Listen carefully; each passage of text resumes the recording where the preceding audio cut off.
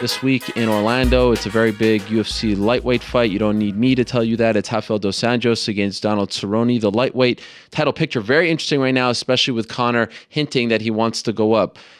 We were talking about this on Friday as well with Sean Al-Shadi, Tony Ferguson with a big win on Friday. And he was saying that he deserves the next title shot. And I was saying, well, what about Anthony Pettis? Where does he fit in all of this? He has a huge fight coming up against Eddie Alvarez. Of course, he is the former champion. Wanted to talk to Anthony. He's kind enough to join us. He's joining us on the phone right now. Anthony, how are you? I'm good, man. How you doing? I'm great. Thank you for the time. First off, I believe I may have seen you out of the corner of my eye on Saturday. Were you in attendance at UFC 194? Yes, I was. All right. So what did you think of what Conor did? Just as a MMA guy, as a former champion, as one of the very best in the history of this sport, and a guy who was supposed to fight Aldo at one time. Were you blown away by that? Yeah, man, you got to be, man. Finishing Aldo in 13 seconds, it's an amazing thing, So respect to Conor for backing up his word. So it was crazy to see Aldo, get dethroned that way. I thought it was gonna be a war. I thought it'd be more of a fight, but Conor caught him. Did you expect that? I think Conor got in his head. Aldo's not known for coming out there and trying to throw bombs the way he did. And Conor got in his head. He wanted to put his hands on him, and he got to hit him, but one guy went down and one guy didn't. So now we have talk of him, maybe going up. Ferguson's out there. The title is being defended on Saturday, and you have a fight in a month. As you started to hear all of this, were you kind of thinking, like, wait a second, where do I fit in all this? Like, what about me? Where's the love for the former champ? Did you hear about all this talk, and what was your reaction? Yeah, you know what? I've been here before, man. Coming off the WC win from Ben Henderson to the tie of Gray Maynard, Frank Yeager. I've been in this position before, and you never know what really happens until it really unfolds. I mean, all this talk doesn't really mean what's really gonna happen. I just re-signed a contract with the UFC, so I'm gonna be around for a while, and I was pretty much guaranteed a title shot with a win against Eddie Alvarez. I'm number one in the division, former champ. I decided to take a fight before I go for the title shot again, and I got my hands full with Eddie Alvarez, so my job right now is to get my hand raised in that fight.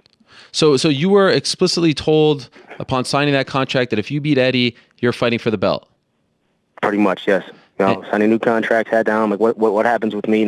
We had a meeting to figure out what was next. I decided was I going to try doing a title shot again? Was I going to take a fight before it? So we signed a new contract. With the win over Eddie Alvarez, you're next in line for the title shot. And once, like I said, I've been here before. You got a guy coming off a big win like that. Things are said, stuff's getting thrown around. You never know what's really going to happen. But I was promised a title shot. I intend on that happening. Did you reach out to the UFC brass on Saturday once all this craziness started, and say, yo, where do I stand here? No, because Conor just came off an amazing win. If he said he's going to move to 170, they're going to say whatever Conor wants, Conor gets. He just beat Jose Aldo, the most pound fighter in the world. So you got to tip your hat to him. But at the same time, I've been here before. I know how it works and how the game's played. I know how the UFC works. I've been around the sport for a long time, and like I said, it's my job to have a performance that people are talking about. You get forgot about quick in this sport. Look at Ronda Rousey. Coming off a loss like that, she was the invincible human being, and she comes off the loss and she's quickly, I wouldn't say forgotten, but people are moving on to the next. So, right. It's all based on the performance.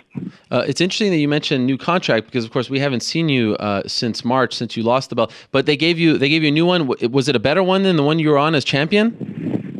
Yeah, most definitely, man. Better contract, better terms on my end. So yeah, it was a deal that I was very excited about, and I don't plan on leaving the UFC ever. So this is where the best fighters in the world are, and I plan on getting my spot back. That's my job right now. I got remotivated, hungry again, and I want to be back to where I was at. I let my foot off the gas pedal for a second, and it showed in the fight. So now I'm back where I need to be at mentally. I also understand that you switched up management teams, right? Yes. Can you explain why? Team, I just after the last fight, man, I just wanted to do everything a different way. I'm not saying it was the wrong way. I just I knew Melky for a long time, so I signed with First Round Management. Mm-hmm. I knew Melky for a long time. He works with guys like John Jones. We had a few conversations, and I just wanted to go with the team that is. It tells me exactly what's going to happen, and it happens. I was getting a little frustrated, where I was before, but nothing bad against the old management. It's just these guys are where I feel like it's a better fit for me. And that's one of a couple of changes, if I'm not mistaken. We had Ben Askren on the show recently, and he told us that he's no longer working with you. You're working with Israel Martinez, the great Izzy Style, who I'm a big fan of. I've seen pictures of you guys working out. So do you have a new wrestling coach as well? And if so, what led to that decision? Yeah, Melky actually set that up. Melky works with John Jones. John Jones is a big believer in Izzy Style, Izzy wrestling. So, I was like, let me try this guy out. Let me see what he's all about. He's only in Chicago, so that makes it easy for me to get over there. It's an hour and a half drive away from Milwaukee. I worked with him one time, and I just felt the difference. I feel like he's really Ben's an amazing coach. Ben's an amazing athlete, but Ben's still a fighter himself. So it's hard to get the time I want out of Ben Askren. He can't commit to doing 5-6 days a week of wrestling. Whereas in Izzy, this is all he does. He's so motivated, he's so hungry to build these champions. It shows in the performances. Look at Holly Holm. Holly Holm looked amazing in her fight. He has Yair Rodriguez, another big reason why I went up to Chicago. Yair's this young, hungry kid, and it just reminds me of myself. When I first started, just raw, natural talent, and he wants it bad. So I got my younger brother's 22 years old. I got Yair Rodriguez, 23 years old. Izzy Style. I still work with Duke. Duke's my head coach no matter what. But I just feel like a little change and a little tweak to the game and a little more time focusing on my weakness, and the wrestling was where it was at. I got a world title without really focusing on wrestling, and now I'm taking the time to actually learn this. So you mentioned Duke. That was actually going to be my next question. I knew you opened a gym with your brother. By the way, how's it going? Recently, right? Yeah, the gym's doing amazing, man. We got almost 100 new students in 2 months. We just switched locations from one of our old gyms. So it's the first Pettis martial arts gym. I plan on doing a bunch of them, but this is the first one to see how everything works and to see how the process is going to work. And it's very successful. Milwaukee, supported big time. Our grand opening was huge, and it's very successful right now. So, but even though you have a gym, you still go to Rufus Sport? That's still where you train? Or does Duke come to you? So my gym is a traditional martial arts, traditional Taekwondo school, and we have a mixed martial arts program, more based for people that want to learn MMA, people that want to, not fighters. Anybody who wants to fight, we send them to Duke's. For us, people that are wanting to learn mixed martial arts, training like a fighter, getting in shape. Sergio, my little brother's teaching the classes, so you get some great instruction. And my older brother runs our Taekwondo side. So it's more for people that want to learn mixed martial arts and train with the Pettis brothers. What's it going to be like for you this week and on Saturday? Will you even watch that fight? Does it kill you inside that the belt is being defended and you're not the champion? What are your emotions surrounding this fight? Yeah, it kills me, man. I mean, it sucks because, like I said, I let off the gas pedal.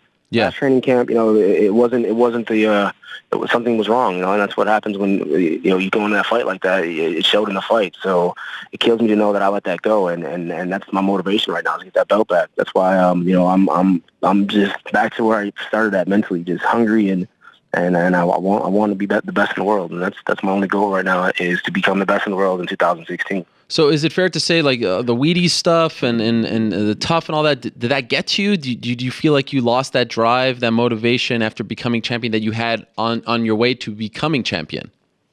Yeah, that's the big question. I think, I definitely think the training changed a little bit. The injuries were happening. I was like, I got to have a big year last year. I was like, I want to fight quick. And I fought in December, try to fight again in March.